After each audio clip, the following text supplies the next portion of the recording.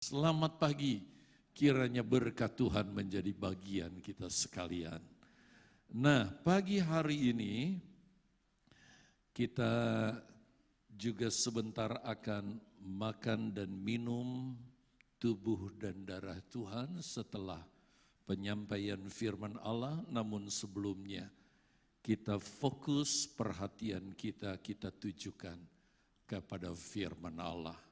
Pagi hari ini saya ingin berbicara dengan tema kemenangan di masa sukar. Ayat pokoknya 2 Timotius 3 ayat 1 sampai dengan ayat 5. Ayat ini tentu sudah tidak asing lagi buat saudara sekalian, tetapi kalau ada di antara saudara yang belum terlalu akrab dengan ayat ini, saya ingin mengajak saudara membuka Alkitab dan memperhatikan dengan saksama ayat ini. 2 Timotius pasal 3 ayat 1 sampai dengan ayat yang kelima. Kalau berkenan kiranya bisa ditampilkan ayatnya sehingga jemaat yang tidak bawa Alkitab bisa memperhatikan ayat-ayat ini. Demikian firman Allah. Di Alkitab diberi judul keadaan manusia pada akhir zaman. Ayat 1, ketahuilah bahwa pada hari-hari terakhir akan datang masa yang sukar. Manusia akan mencintai dirinya sendiri dan menjadi hamba uang. Mereka akan membual dan menyombongkan diri. Mereka akan menjadi pemfitnah. Mereka akan berontak terhadap orang tua dan tidak tahu berterima kasih. Tidak mempedulikan agama. Ayat 3, tidak tahu mengasihi. Tidak mau berdamai. Suka menjelekan orang, tidak dapat mengekang diri, garang, tidak suka yang baik. Ayat 4, suka mengkhianat, tidak berpikir panjang, berlagak tahu, lebih menuruti hawa nafsu daripada menuruti Allah. Lihat ayat yang terakhir, ayat 5. Secara lahiriah mereka menjalankan ibadah mereka, tetapi pada hakikatnya mereka memungkiri kekuatannya. Jauhilah mereka itu. Diberkati kiranya saudara sekalian yang sudah membaca Alkitab atau mendengarnya. Tetapi teramat baik setelah saudara mendengar firman Allah ini dan kita menerapkannya. Itu yang paling berbahagia. Nah, coba perhatikan ayat-ayat yang saya sudah baca tadi. Ini adalah merupakan nasihat Rasul Paulus yang Paulus tujukan secara khusus kepada anak rohaninya yang bernama Timotius. Tetapi saudara, kalau surat ini dalam kanon dimasukkan dalam Alkitab dan ini menjadi pegangan untuk kita sekalian, berarti nasihat Paulus juga tentunya disampaikan buat saudara dan saya yang justru hidup di hari-hari yang terakhir atau di akhir zaman ini. Dan nasihat Paulus ini penekanannya adalah di ayat 1. Bahwa di hari-hari yang terakhir, yaitu di akhir zaman, di mana saudara dan saya sekarang hidup, akan ada masa yang sukar. Mungkin buat kita bukan lagi akan, tapi sudah melihat dan mulai merasakan apa yang namanya masa sukar itu. Perhatikan, yang namanya kesukaran apapun bentuknya saudara, itu akan berdampak bagi siapapun dia. Mulai dari rakyat yang paling rendah sampai presiden yang tertinggi di jajaran umat manusia di muka bumi akan merasa dampaknya. Perhatikan Bapak Ibu, saya ambil contoh saja yang paling kita rasakan, yaitu dengan adanya pandemi COVID-19 ini, bukan? Ini mulai muncul di akhir 2019, itu sebabnya disebut COVID-19 ya, yaitu coronavirus disease yang muncul 2019. Lalu terus berkembang sampai sekarang. Konon katanya 5 tahun pun gak akan berakhir. Dunia yang di dalamnya saudara dan saya hidup digoncang dengan COVID-19 ini, ya atau tidak? Dan dampaknya sangat dirasakan oleh manusia di muka bumi. Dampaknya apa? Kesukaran. Coba bayangkan di bidang ekonomi, bagaimana kita melihat hotel-hotel pada tutup. Karena orang gak berani tidur di tempat yang belum tentu saudara higienis, bukan? Belum lagi kita lihat transportasi beku mati. Pesawat-pesawat harus tetap dirawat tapi uangnya gak bisa masuk. Orang alami kesukaran begitu rupa. Di bidang keuangan banyak orang dirumahkan, di PHK, nggak bisa kerja. Berdampak.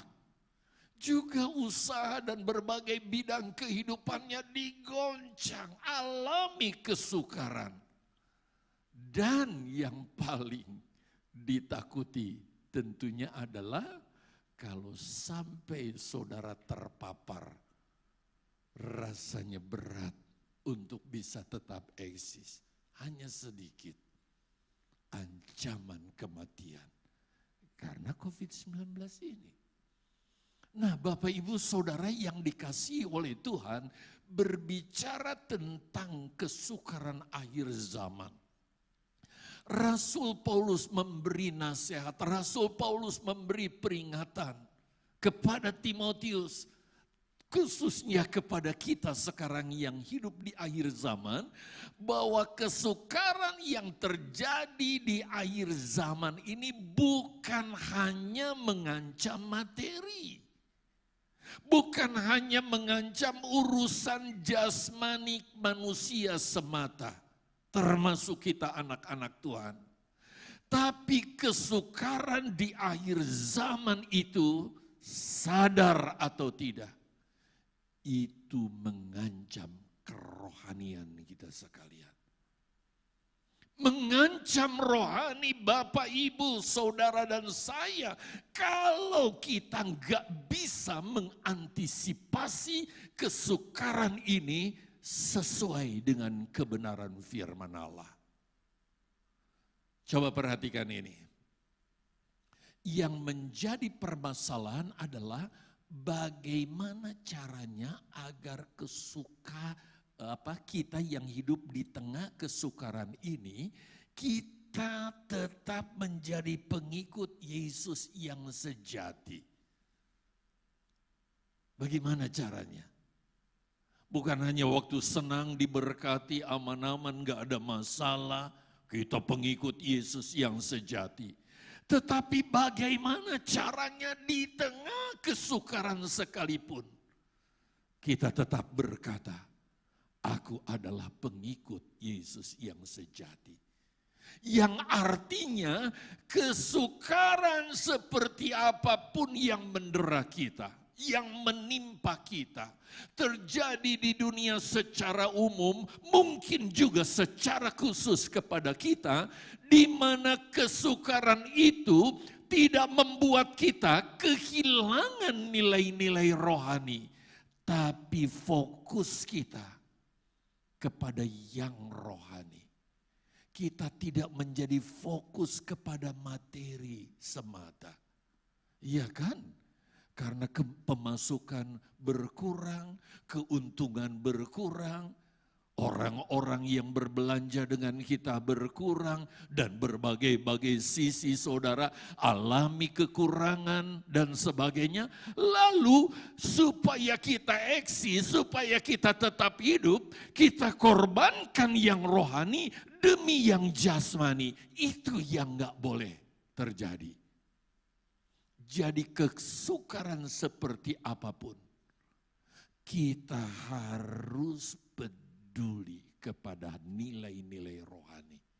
Ini yang saya katakan tadi, bahwa kesukaran itu bisa mengancam rohani kita. Itu sebabnya saya ingin saudara kalau ada Alkitab di tangan, coba perhatikan terus ayat ini. Saya buat sebuah perbandingan persis seperti neraca. Jangan sampai katanya neraca kita serong. Yuk kita lihat perbandingannya. Lihat ini. Bagaimanakah cara hidup saudara di hadapan Allah di tengah kesukaran seperti yang sedang kita alami sekarang ini? Firman Allah menginginkan hidup orang percaya, hidup saudara dan saya taruh di sisi kiri. Saudara tetap hidup oleh roh. Artinya semua gerak hidup kita itu digerakkan oleh roh Allah yang ada di dalam kita. Roh yang kudus, yang suci dan mulia. Kalau saudara lihat ayatnya dalam Roma, itu pasal 8 ayat 6 bagian B. Tetapi perhatikan, kesukaran membuat kita bisa bergeser menjadi hidup oleh daging. Sehingga yang rohani kita mulai abaikan. Kita mulai nggak peduli lagi dengan yang rohani, supaya bagaimana caranya saya makan, uang dapat sebanyak-banyaknya, saya bisa tetap mapan dan sebagainya. Ini ancaman yang membuat kita bergeser dari hidup dipimpin oleh roh menjadi hidup dikendalikan oleh daging. Hidup oleh roh itu seperti apa? Tadi didaftarkan di 2 Timotius pasal 3 itu. Seharusnya kita menjadi orang yang mencintai sesama. Itu adalah pekerjaan roh. Kalau kita tunduk kepada tuntunan roh, kita akan lakukan ini. Tapi perhatikan Bapak Ibu, kesukaran bisa membuat kita nggak peduli lagi dengan sesama. Oh, diakonia itu urusan yang lain. Yang penting urusan saya dulu. Ancaman. Padahal karakteristik orang Kristen adalah harusnya seperti Yesus. Mencintai sesama. Lalu, seorang yang hidup oleh roh. Karena roh Allah, firman Allah, Yesus ada di dalam diri kita. Kita tunduk, patuh, taat, jadi hambanya kebenaran. Wow, kalau ini terjadi dahsyat bukan? Apapun yang saya lakukan, kalau bukan itu kebenaran, saya nggak mau lakukan. Kalau kebenaran saya taat. Tetapi karena kesukaran manusia jadi apa kata Paulus? Hamba uang. Waduh, kalau saya jelaskan lama ya, nanti sesi kedua sore saudara masih khotbah terus nih. Seharusnya orang-orang yang hidup di dalam Kristus jujur hidupnya. Tetapi Kata Paulus, karena kesukaran orang jadi pembohong. Seharusnya anak Tuhan itu rendah hati. Biar top bagaimana dia kedudukannya. Tapi karena kesukaran orang jadi memegahkan diri. Kakaknya sombong. Seharusnya tulus hati, malahan saudara jadi pemfitnah. Orang terus saudara difitnah, dijelekan demi yang atas itu. Seharusnya loyal, baik kepada pemerintah, pakai masker, tunduk, ada yang kan, wah sombong, wah loyal juga kepada gereja, institusi gereja, loyal kepada gereja lokal. Tapi Paulus katakan jadi pemberontak. Belum lagi saudara yang berikutnya ini. Nggak ada ucapan syukur. Kalau orang yang betul-betul hidupnya dipimpin oleh Roh, dia tahu apa yang dia terima itu dari Tuhan dan dia ucap syukur kepada Tuhan.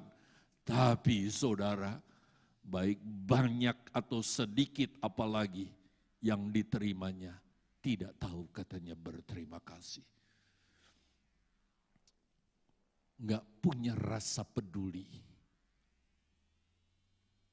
Berikutnya, harusnya mencintai sesama, mencintai diri sendiri. Harusnya jadi pendamai, yang jadi apa? Dendam, sakit hati. Lihat daftarnya itu. Kalau enggak salah ada 18 poin kalau enggak salah. Orangnya seharusnya bisa dipercaya kalau betul-betul Roh Allah mengendalikan diri kita. Tetapi yang terjadi suka menjelekan orang. Seharusnya memiliki penguasaan diri. Ini tidak ada penguasaan diri. Apa saja dilakukan, yang penting untung, yang penting dapat duit, yang penting senang. Seharusnya sabar. Ini menjadi pemberang katanya Paulus. Berikutnya suka akan yang baik. Ini karakter anak Tuhan. Kalau yang gak beres, yang gak baik itu dia baiki saudara. Harusnya begini, yang betul begini sesuai dengan firman Allah begini. Tetapi saudara, karena kesukaran orang jadi gak suka yang baik. Harusnya setia. Mulai dari perkara kecil, juga setia kepada istri-istri, kepada suami, dalam keluarga. Tetapi jadi tidak setia. Harusnya dipimpin oleh Roh, ini dipimpin oleh daging. Saudara, sebenarnya item demi item ini perlu dijelaskan ya. Tapi okelah. Mungkin di lain kesempatan. Sebagai contoh saya mengangkat ini saudara. Peristiwa yang aktual yang sedang kita alami. Kita tahu bahwa pandemi COVID-19 adalah merupakan lanjutan dari penggenapan meterai yang keempat. Yaitu sampar yang kemudian berkembang jadi pandemik. Mendunia samparnya itu. Saudara yang dikasihi oleh Tuhan, bagaimana dengan kehadiran pandemi COVID-19 ini, apakah ini tidak membawa dampak apa-apa kepada kerohanian jemaat? Saudara rasa enggak? Atau sebaliknya? Apalagi enggak ada ibadah. Tapi jemaat Mahanaim, wow, antusias. Kalau saudara mungkin gak dicegah, gak dibatasi, waduh, bisa halaman-halaman nanti. Tidak sedikit jemaat yang kerohaniannya merosot, sampai saya katakan ada yang merasa justru nyaman saudara. Dengan ini, Aku nggak usah ke gereja lagi, nggak usah lagi bangun pagi, nggak harus panasin mobil, harus pergi ke gereja, lakukan ini, nyaman di rumah, apalagi dilayani langsung live streaming. Nggak mandi juga nggak apa-apa, toh nggak ada yang lihat katanya. Perhatikan, Yesus menghendaki setiap orang yang sudah ditebus dan diselamatkan, yaitu saudara dan saya, bertumbuh menjadi manusia yang hidup oleh roh, bukan hidup oleh daging. Kenapa? Sebab akhir orang yang hidup dikuasai oleh keinginan daging adalah kebinasaan. Jadi neraca itu, saudara, kalau sampai dalam neraca itu justru yang bobotnya dalam diri kita yang daging, maka saudara kita akan alami kebinasaan. Jangan saudara pikir, cuma 2 poin aja, 3 poin masih berat yang ini. Yang namanya daging itu sebenarnya tidak boleh ada di dalam diri kita. Tetapi perhatikan ini, akhir hidup orang yang hidupnya betul-betul digerakkan oleh roh, bergerak oleh roh, dia akan menerima hidup yang kekal. Ini tantangan yang luar biasa buat kita. Saya kasih contoh ilustrasi, separuh saja ya, yang lainnya nggak usah ditampilkan. Perhatikan, tadi saya sudah jelaskan, sebagai orang yang percaya bagaimana kita berdiri di hadapan Tuhan. Tuhan mau kita berdiri di hadapannya, yaitu hidup oleh roh. Bukan digerakkan oleh daging, bukan dipimpin oleh hawa nafsu. Kalau saya pakai istilah daging itu hawa nafsu. Ya. Tetapi kesukaran tantangannya begini. Kira-kira yang menang dalam diri saudara, yang daging atau yang roh? Yang roh yang kalah. Kita cenderung hidup oleh daging. Misalnya, roh menginginkan kita mencintai saudara seiman. Tapi karena kesukaran, saudara hilang cinta kepada saudara seiman. Yang ada adalah hanya mencintai diri sendiri. Roh menginginkan kita menjadi hamba kebenaran. Tapi supaya eksis, supaya kita bisa tetap hidup nyaman, gengsi kita nggak turun. Biar itu kejahatan sekalipun, nggak peduli. Kita jadi hamba uang dan hamba kebenaran itu hilang dalam diri kita. Roh menginginkan kita jujur tetapi daging. Supaya untung bohong-bohong dikit gak apa-apa. Sebab kalau gak begini mana mungkin sih saya bisa berbisnis katanya. Apakah firman Allah mengajar begitu? Lebih baik sedikit tapi jujur. Tapi karena kesukaran kejujuran hilang. Karena kesukaran saudara rendah hati hilang. Yang ada adalah memegahkan diri. Karena kesukaran saudara, perhatikan, seharusnya kita kerjakan segala sesuatu dengan tulus hati. Hati-hati ya hamba-hamba Tuhan, pelayan-pelayan Tuhan. Karena kesukaran, kita jadi pemfitnah. Roh menginginkan kita taat loyal kepada pemimpin kita. Baik pemimpin dunia ini, saudara, karena itu diajarkan dalam Roma pasal 13. Dan juga kepada pemimpin dalam gereja, dalam rumah tangga. Anak-anak hati-hati jangan suka lawan orang tua. Kita jadi pemberontak. Ketaatan, loyalitas hilang.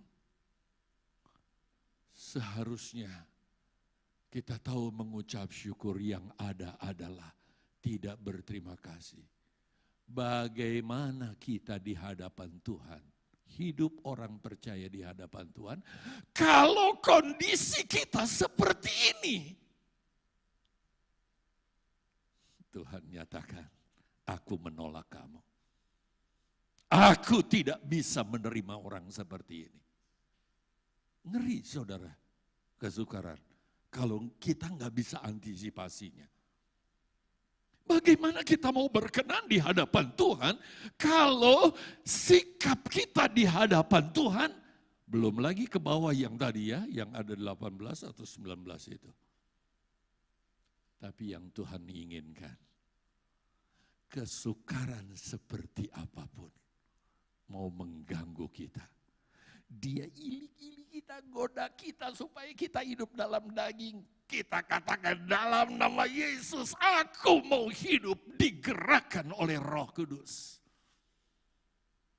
Apapun yang terjadi saudara, dunia ini dengan kesukarannya, dia mengajak kita udah gak peduli pekerjaan Tuhan, udah diri sendiri saja. Tidak bisa, saya mau berdiri di atas kebenaran firman Allah. Belum lagi hamba kebenaran, hamba uang kita diperhamba. Saudara gak salah kita punya duit, lebih banyak lebih bagus. Tapi jangan jadikan uang itu sebagai Tuhan. Jadikan dia sebagai hamba kita. Sehingga kita tetap jadi hamba kebenaran. Jujur di hadapan Tuhan. Kita kalahkan roh pembohong itu. Kita juga menjadi orang yang tetap rendah hati di hadapan Tuhan. Aku perlu Engkau Yesus. Tapi banyak di antara kita yang gak sadar. Ketika kita seolah-olah gak perlu yang rohani. Kita sedang memegahkan diri di hadapan Tuhan. Menjadi jemaat yang tetap tulus hati. Tidak menjadi pemfitnah, kita kalahkan dalam nama Yesus. Demikian juga. Kita loyal, kita taat secara total di hadapan Tuhan. Enggak mau jadi jemaat yang suka memberontak di hadapan Tuhan. Kita juga mau belajar mengucap syukur. Bagaimana kalau kita berdiri di hadapan Tuhan dengan kondisi seperti ini rohani kita? Tuhan Yesus akan angkat jempol, beri kemuliaan buat dia saudara. Ini yang Tuhan mau. Ini yang Tuhan kehendaki di dalam kekristenan kita, dalam pengiringan kita kepada Dia. Itu sebabnya dengan cepat ya kita mau belajar.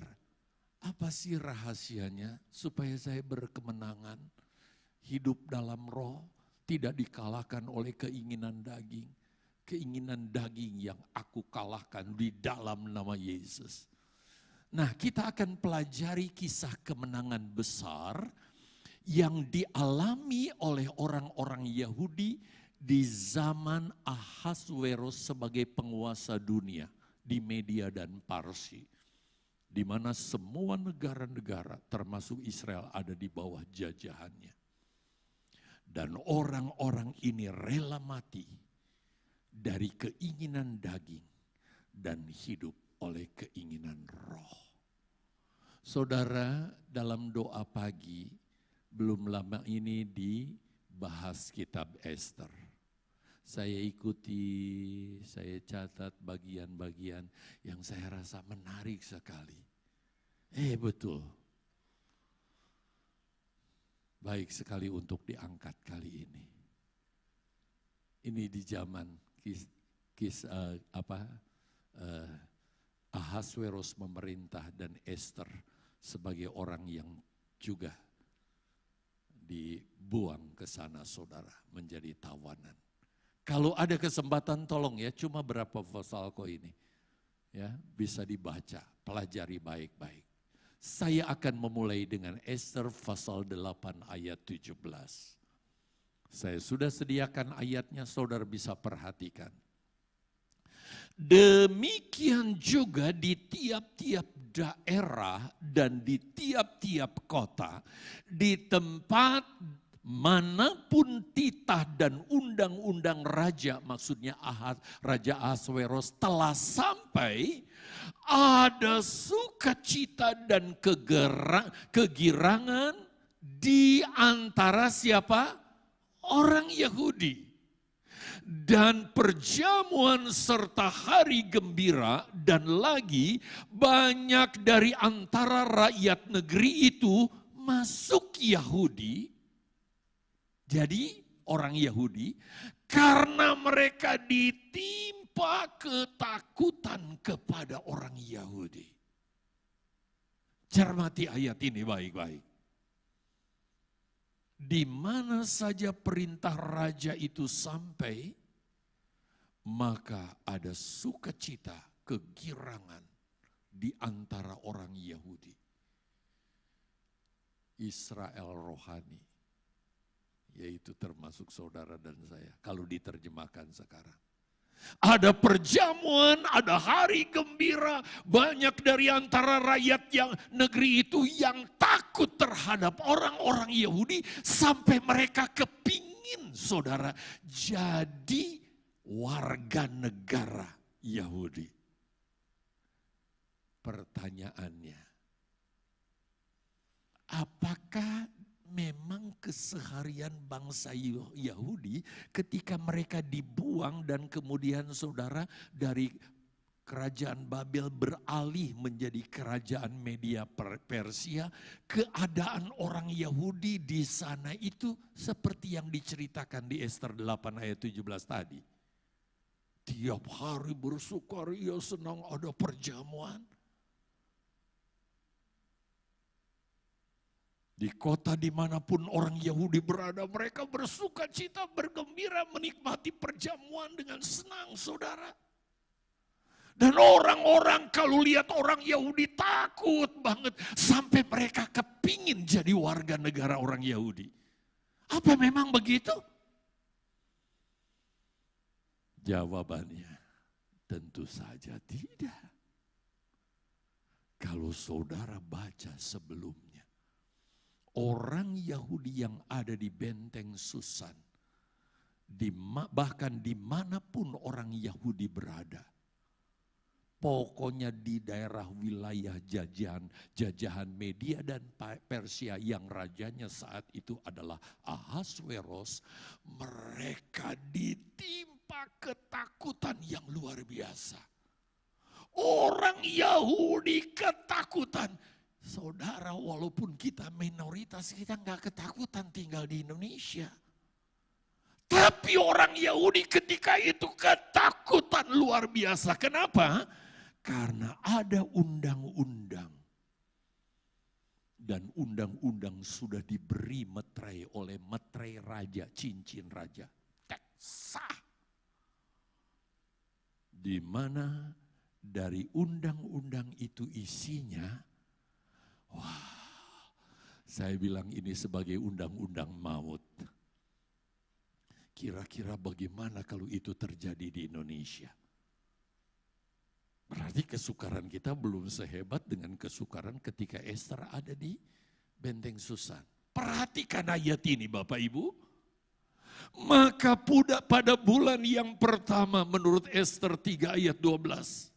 Pada hari yang ke-13 dipanggillah para panitera raja. Lalu sesuai dengan yang diperintahkan Haman. Saya kasih tanda khusus. Siapa Haman ini? Nanti saya jelaskan sedikit. Ditulislah surat kepada wakil-wakil raja. Jadi orang-orang yang di bawah pimpinan Ahasweros saudara. Kepada setiap bupati yang menguasai daerah dan kepada setiap pembesar bangsa, yakni kepada tiap-tiap daerah menurut tulisannya dan kepada tiap-tiap bangsa menurut bahasanya, surat itu ditulis. Jadi ada undang-undang sudah ditulis atas nama Raja Ahasweros. Padahal yang nulis Haman. Keinginannya keinginan Haman. Dan itu sudah meterei, dinyatakan sah dengan meterei cincin raja. Lihat ayat 13. Isinya dari undang-undang ini. Surat-surat itu dikirimkan dengan perantaran pesuruh-pesuruh cepat ke segala daerah kerajaan. Supaya, baca bersama undang-undangnya. 2, 3, dipunahkan, dibunuh, dan dibinasakan semua orang Yahudi daripada yang muda sampai kepada yang tua, bahkan anak-anak. Dan pada satu hari juga, kapan?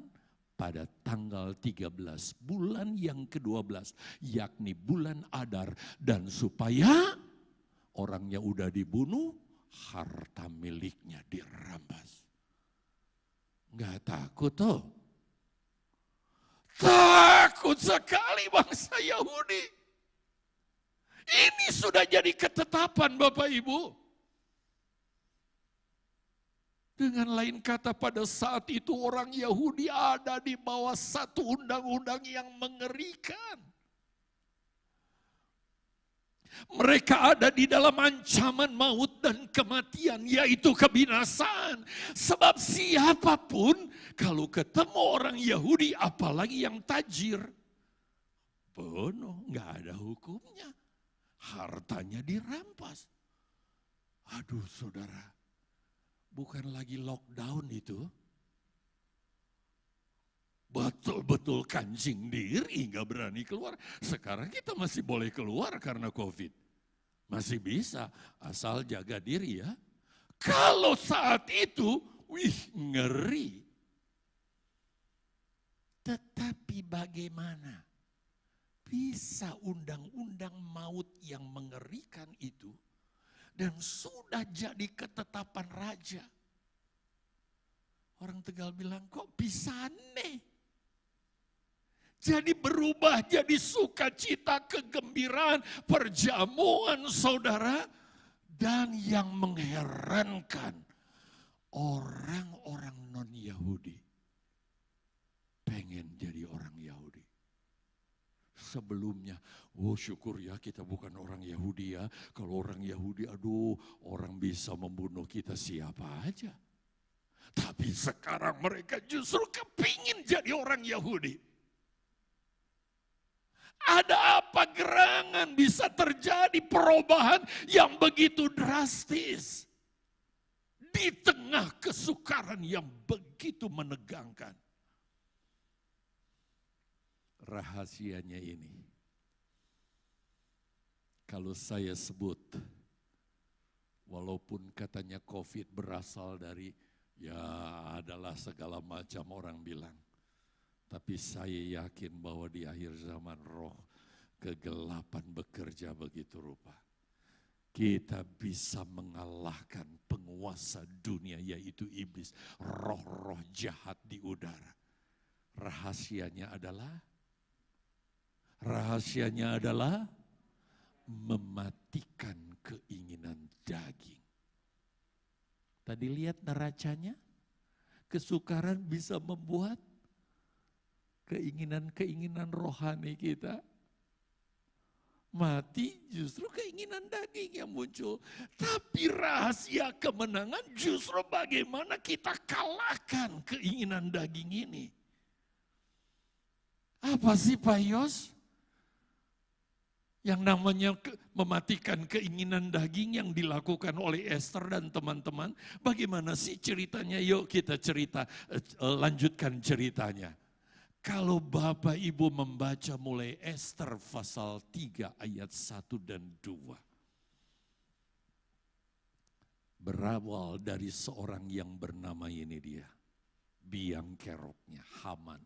Dia adalah masih ada garis keturunan Raja Agag, Raja Amalek yang pernah dihabisi itu oleh di zaman raja pertama Saul, tetapi Saul malah simpan dia, akhirnya dibunuh atas perintah Samuel. Ya. Dia dinobatkan oleh Ahasuerus, saudara, raja Media dan Persia, duduk di satu jabatan yang tinggi di Media dan Persia. Ini Haman ini. Kasusnya, saya singkatkan saja. Yang namanya Haman ini marah kepada omnya, enceknya dari Esther yang namanya Mordekai. Kenapa? Karena Mordekai ini tidak mau menyembah Haman. Haman karena dia kedudukannya tinggi, kalau dia jalan semua orang di depan dia, kiri kanan harus sujud bertelut. Tapi bukan cuma sekedar menghormat, kita harus hormat ya kepada orang-orang, kepada pejabat juga. Tetapi saudara, Mordekai ini tidak mau menyembah kepada Haman, bukan karena dia enggak mau saudara tunduk kepada otoritas yang lebih tinggi. Sebab Mordekai itu cuma sida-sida penjaga pintu, ini Haman pejabat tinggi. Kalau ada wali kota datang ke Tegal, kita harus hormat.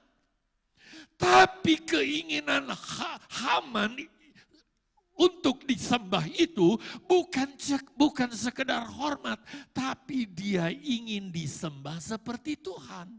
Ini karakter siapa? Haman dalam kisah ini menggambarkan oknum antikris.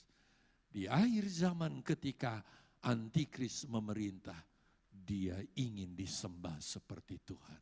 Saudara bisa baca nanti di rumah. Kita nggak punya kesempatan baca.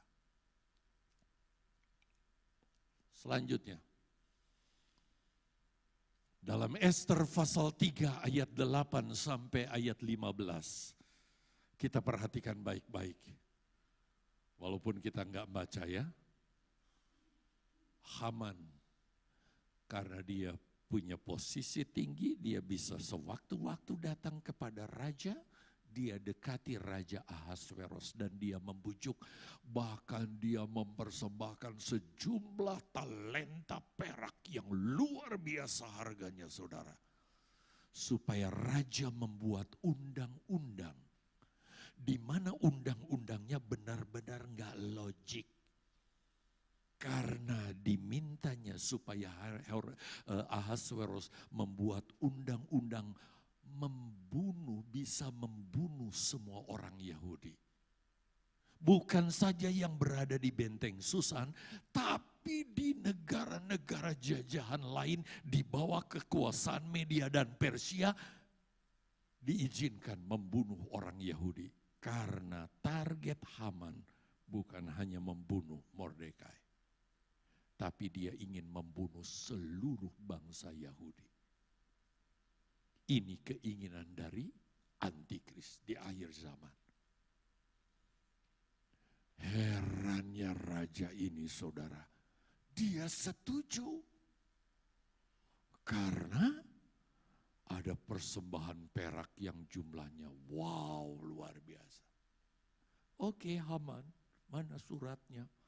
Entah dibaca atau tidak. Oke. Dulu stempel itu tuh cincin raja, jadi nggak bisa sembarangan orang bisa niru stempel. Dimeteraikan oleh cincin raja. Dan apa yang terjadi?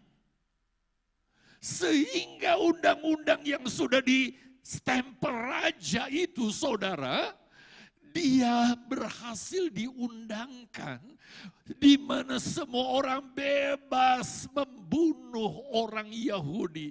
Dan ini resmi atau sah diedarkan oleh pesuruh cepat katanya. Dulu belum ada JNA, Tiki, JNE. Pesuruh cepat maksudnya pakai kuda di bawah surat itu. Ke berbagai negara. Kebebasan membunuh orang Yahudi.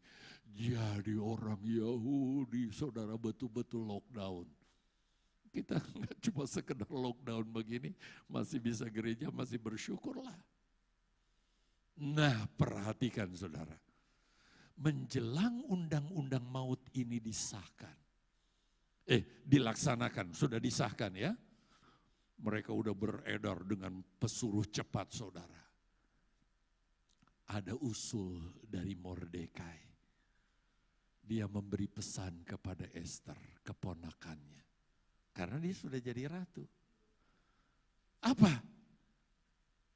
Perintah dari Mordekai menurut Esther pasal 4 ayat 8. Mordekai minta agar Esther menghadap Raja Ahasveros untuk membatalkan undang-undang itu.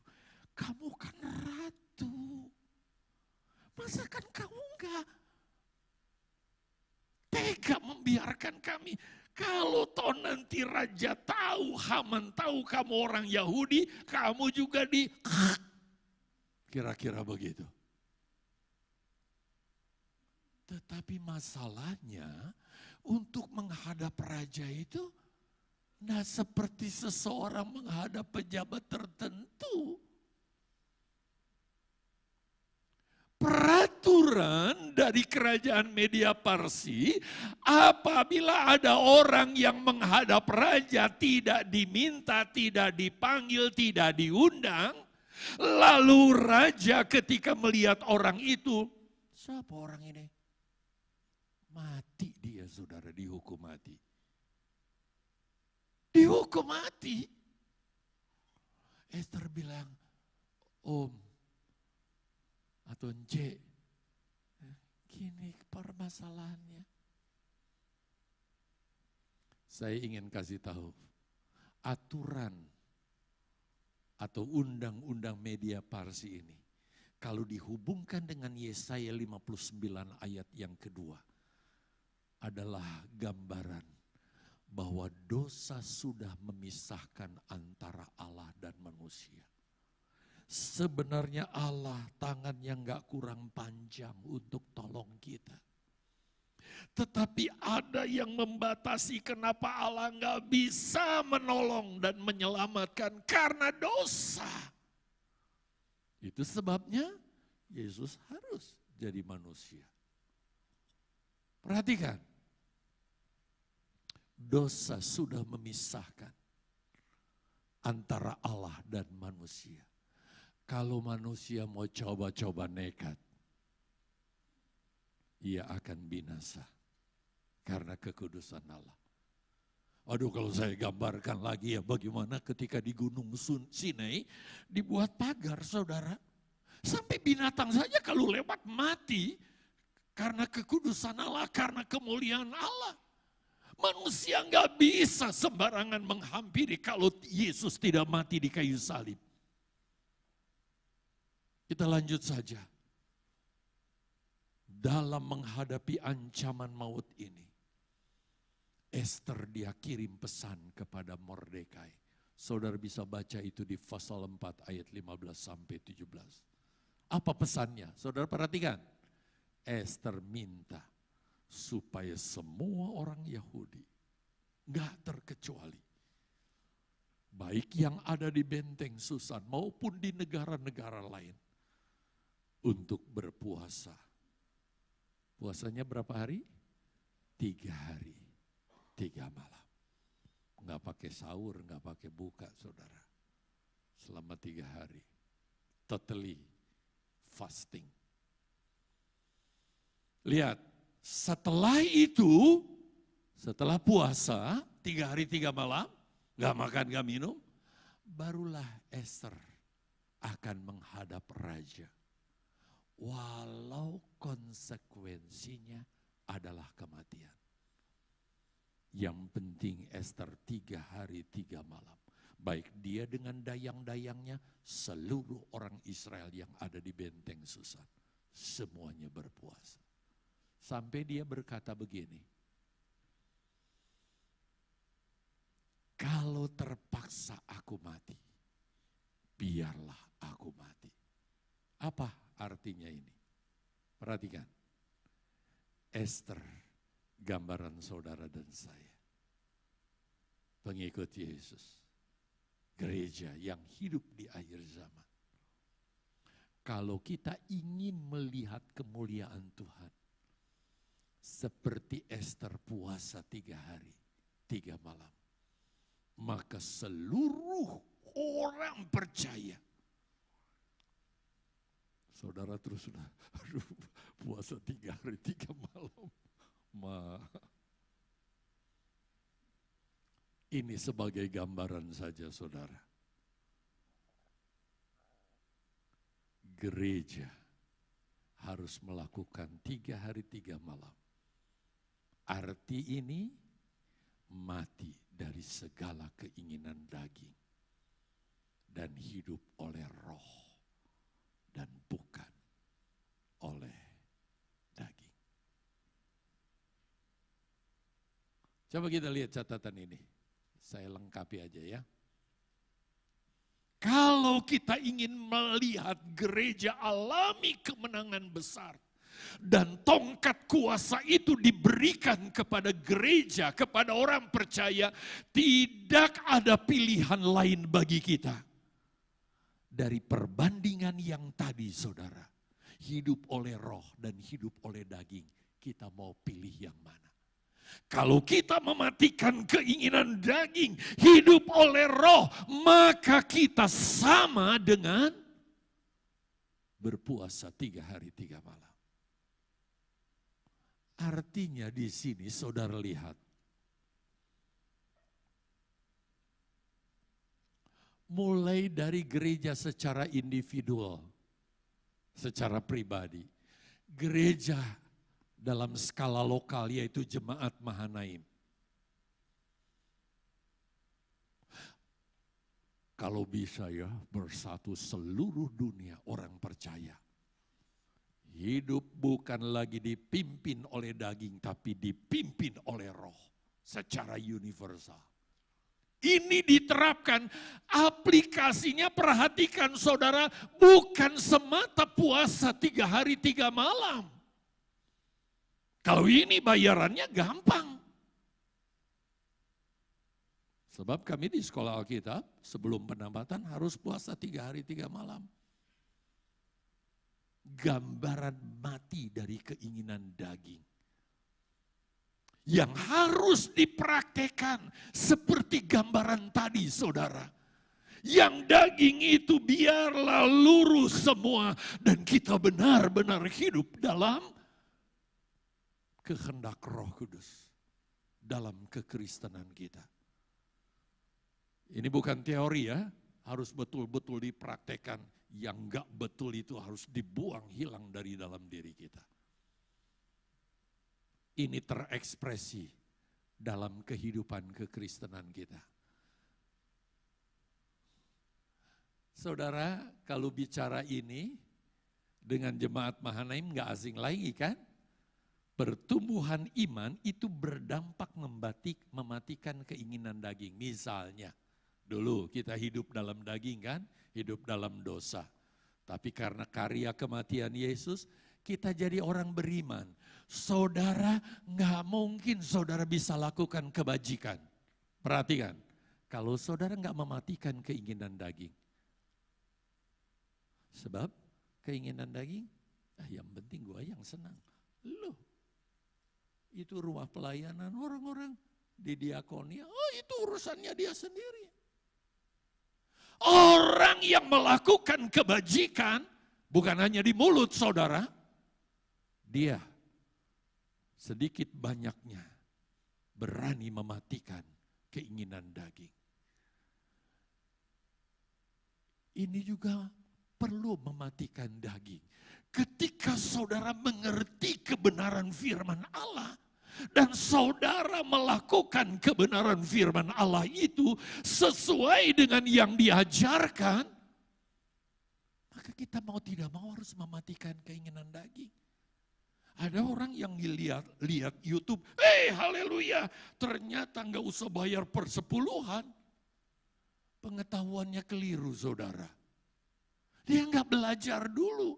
Saya ingin menyampaikan seminar ini sesuai dengan Alkitabiah. Justru pengetahuan kebenaran itu mematikan keinginan daging. Apalagi penguasaan diri. Maunya emosi, maunya marah, maunya kecewa, maunya mundur dan sebagainya. Dalam nama Yesus aku kalahkan.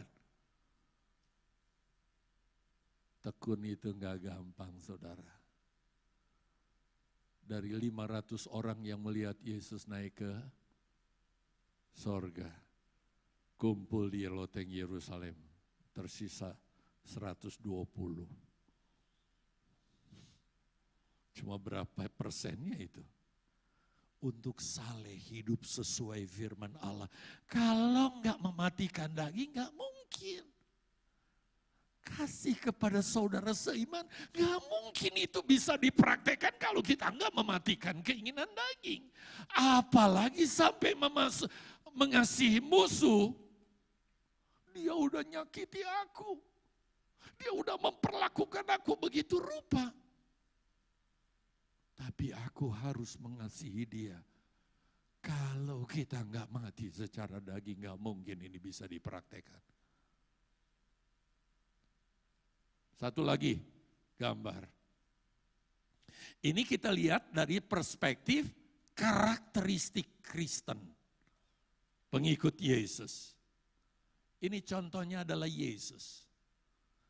Karena demikian Allah mengasihi isi dunia. Dia turun. Turun dengan, aduh aku kok jadi manusia.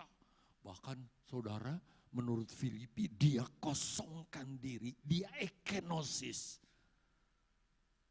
Harus memakai pakaian kemanusiaan yang capek, yang perlu makan dan sebagainya.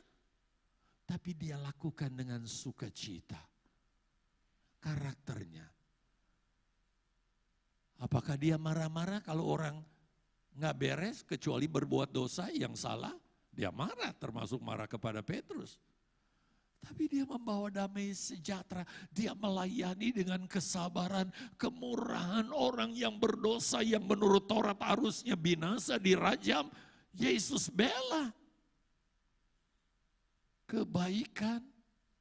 Wah, ini mematikan keinginan daging. Dengan setia saudara dia bawa murid-muridnya walaupun banyak kekurangan kelemahan murid-muridnya. Dengan kelemah lembutan sampai di taman Getsemani. Aduh, saya harus hadapi salib. Dia minta kepada Bapa, kalau bisa Bapa, lewatkan ini dariku. Tapi dia tahu tanggung jawabnya. Dia bisa kuasai diri.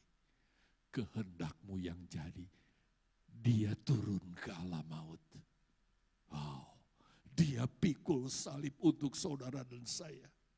Dia disalibkan begitu rupa, dia mati dari keinginan daging. Sebuah contoh yang dahsyat buat kita. Perhatikan saudara.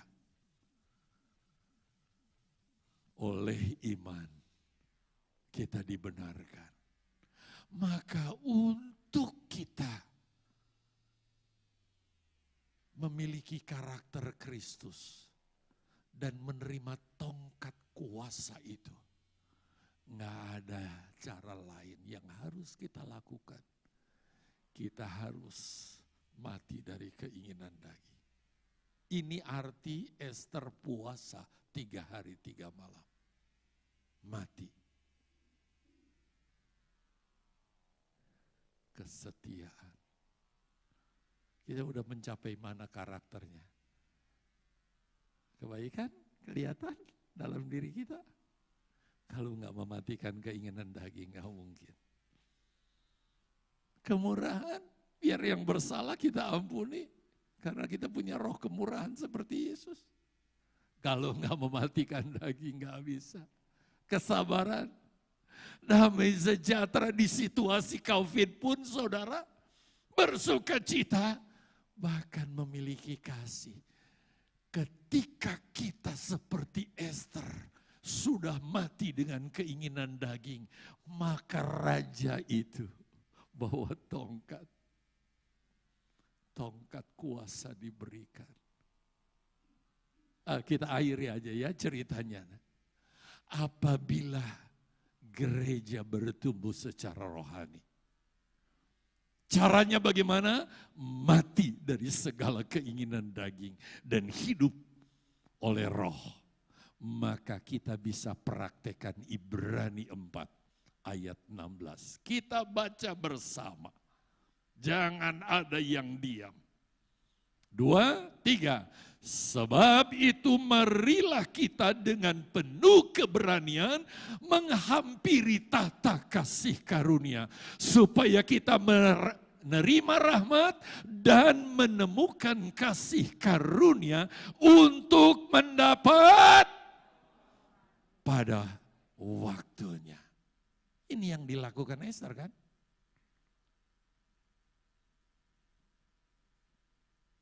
Esther menghadap tahta raja tanpa rasa takut.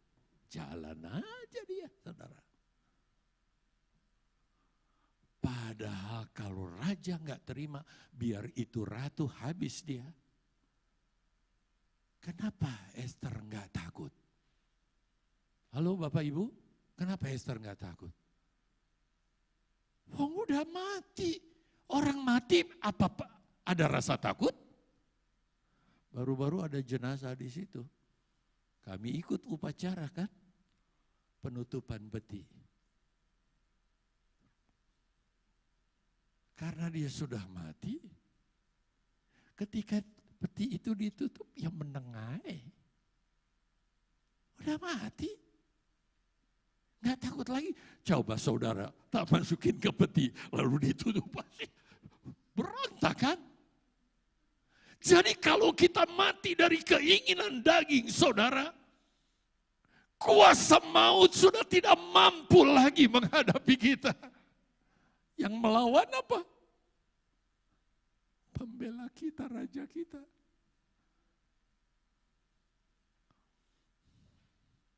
Coba lihatlah Esther 5 ayat 2. Ketika raja melihat Esther sang ratu berdiri di pelataran, udah mati dia. Raja mau begini, nggak peduli dia. Dia udah mati. Apa katanya? Berkenanlah raja kepadanya. Ini gereja seharusnya seperti ini. Sehingga raja mengulurkan tongkat emas yang di tangannya ke arah Esther. Ini istriku. Gereja bisa lakukan ini ketika kita menghadap raja di atas segala raja. Lalu mendekatlah Esther dan menyentuh tongkat itu.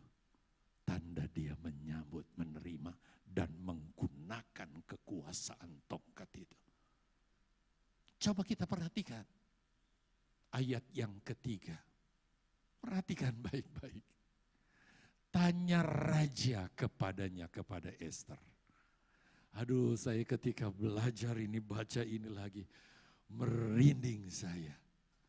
Apa maksudmu, hai Ratu Esther? Dan apa keinginanmu? Kalau Yesus sampai bertanya kepada kita, karena kita sudah mati dari segala keinginan daging. Esther belum jawab, raja udah jawab lagi.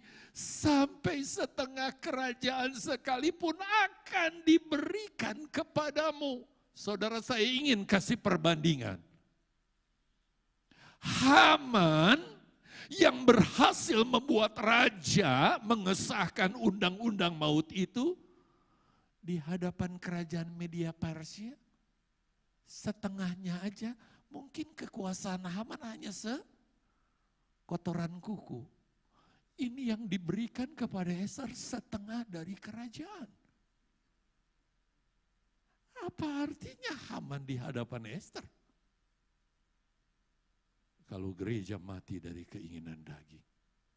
Sekali lagi bukan cuma puasa, tapi prakteknya yang saya gambarkan tadi, yang separuh-separuh hilang itu.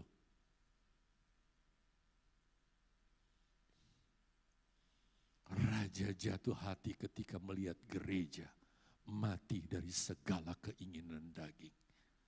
Lalu dia memberi tongkat kerajaan kepada Esther. Kemudian raja berkata, sampai setengah kerajaan sekalipun akan diberikan kepadamu. Apa yang saudara butuhkan? Kuncinya mati dari segala keinginan daging. Bukan cuma omong, tapi prakteknya. Itu sifat-sifat yang daging itu harusnya. Bersama Yesus, gereja akan memiliki kuasa yang dahsyat dan tidak terbatas. Semua hal yang jahat yang direncanakan untuk menghancurkan gereja akan dipakai untuk menghancurkan mereka. Kalau saudara ikuti kisah Ester, Haman itu sudah buat tiang gantungan untuk pamannya Ester, yaitu Mordekai. Tetapi tiang gantungan akhirnya dipakai untuk menggantung Haman. Antikris akan dikalahkan. Hal ini adalah gambaran nanti dalam perang Harmagedon. Saudara jangan kaget. Gereja sempurna, yaitu gereja yang telah mati dari semua keinginan daging, akan dilibatkan untuk pembalasan yang besar terhadap musuh-musuh gereja. Antikris, nabi palsu, dan para pengikut, yaitu orang-orang berdosa. Ini perlu dibaca? Perlu dibaca. Ku telah mati. Wow, asik ya. Kita siap-siap menerima perjamuan Tuhan. Harganya tidak ringan. Kita harus mati dari semua keinginan daging. Bukan dengan barang fana Kau membayar dosaku, dengan darah yang mahal. Tiada noda dan celah, bukan dengan. Mari jemaat kita bangkit berdiri. Haleluya. Kau menebus diriku. Amin. Haleluya. Oleh segenap kasih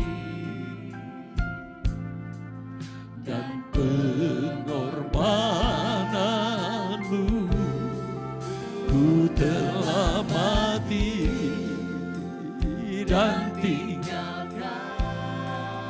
Mati dari segala keinginan daging.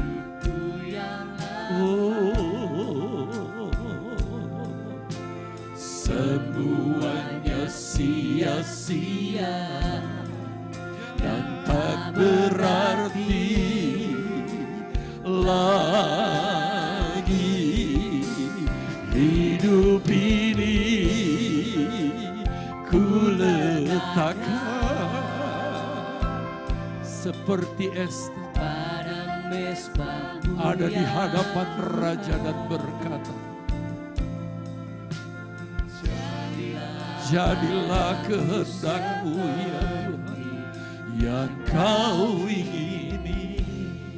Bapak Ibu Saudara yang dikasihi Tuhan, 3 hari 3 malam gambaran dari kematian dari segala keinginan daging. Itu bukan cuma puasa dalam artian harafiah, tapi benar-benar kita mematikan semua keinginan daging. Ketika dalam kondisi seperti itu kita hampiri dia, dia akan berkata, apa yang kuperlukan, kau perlukan anakku. Setengah dari kerajaan sorga aku berikan untuk melawan musuh-musuh. Gak akan ada yang bisa bertahan. Itu sebabnya mari lewat perjamuan Tuhan ini kita benar-benar belajar mulai hari ini. Kita mau mati dari segala keinginan daging. Hidup oleh roh. Menjadi orang berkenan kepada Tuhan. Kita nyanyikan kor ini sekali lagi. Song leader, singers nyanyi. Dan kita menyembah dia. Haleluya. Amin. Haleluya, haleluya, haleluya. Haleluya, haleluya. Terima kasih Tuhan. Bebaskan roh saudara menyembah Dia. Haleluya. Amin. Kau menebus diriku oleh segenap kasih dan pengorbanan. Semua katakan, ku telah mati dan tinggalkan. Biarlah kita benar-benar mati dari segala keinginan daging yang tidak berkenan kepada Tuhan. Terimalah kuasa dari Dia. Haleluya. Hampiri Tuhan dan menyembah Dia dengan sungguh-sungguh. Katakan, hidup ini ya Tuhan, hidup ini ku letakkan pada mezbah-Mu ya Tuhan. Jadilah padaku seperti yang Kau ingin. Hidup ini, hidup ini ku letakkan pada mezbah-Mu ya Tuhan. Jadilah padaku seperti yang Kau ingini. Semua menyembah Tuhan. Haleluya. Sambil kita memeriksa diri kita, sembah Dia dengan sungguh-sungguh. Haleluya. Kalau masih ada keinginan-keinginan daging yang masih terus menonjol dalam diri kita, pagi hari ini di dalam nama Yesus, kita kalahkan, kita buang dari hidup kita. Sepenuhnya hidup di dalam pimpinan Roh. Haleluya. Haleluya, haleluya, haleluya. Semua jemaat menyembah Dia dengan sungguh-sungguh. Yesus, ini diri kami. Haleluya. Oh, haleluya. Haleluya, haleluya. Haleluya, haleluya.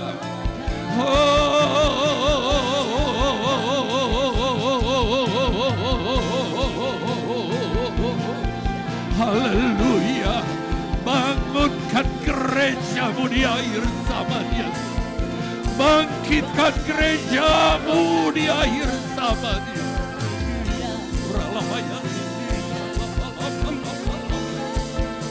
Haleluya, haleluya. Haleluya, haleluya. Kami mau berkemenangan Tuhan. Kami tidak mau diintimidasi oleh roh-roh hama, roh kegelapan, roh antikris di akhir zaman. Di dalam nama Yesus, gereja-Mu berkemenangan, gereja-Mu dipulihkan, gereja-Mu berkenan di hadapan hadirat-Mu. Yesus, kami akan memberi kuasa yang dahsyat bagi gereja untuk melakukan perkara yang besar. Terima kasih Tuhan, terima kasih. Engkau sungguh baik bagi kami. Engkau sungguh baik bagi kami. Ajar Tuhan, kami mampu mempraktekkan firman-Mu dalam kehidupan kami. Maka Tuhan akan melakukan perkara dahsyat. Mulai dari diri pribadi secara individual. Sampai kepada keluarga. Sampai ke keluarga besar, gereja lokal GPDI Mahanaim, gereja secara universal. Sehingga kami melihat kemuliaan-Mu dinyatakan. Kami bersyukur Tuhan, biarlah firman-Mu terus bekerja di dalam diri kami. Menyadarkan kami betapa kami harus hidup oleh roh dan bukan hidup oleh daging. Biarlah Tuhan lewat perjamuan Tuhan yang akan kami lakukan sebentar. Kuasa-Mu dinyatakan dan benar-benar seperti Engkau rela turun begitu rupa untuk menyelamatkan kami. Kami pun mau membayar harganya dengan mematikan segala keinginan daging. Dan kami menjadi gereja yang berkenan kepadamu. Kami yakin Tuhan, Engkau akan terus bekerja oleh firman-Mu di hati kami. Dari apa yang sudah kami dengar dan terima. Saatnya kami mengambil roti dan anggur yang adalah tubuh dan darah Tuhan. Menjadi landasan dasar dalam kekristenan kami. Untuk kami hidup sesuai firman-Mu. Terpuji nama Tuhan. Haleluya. Amin.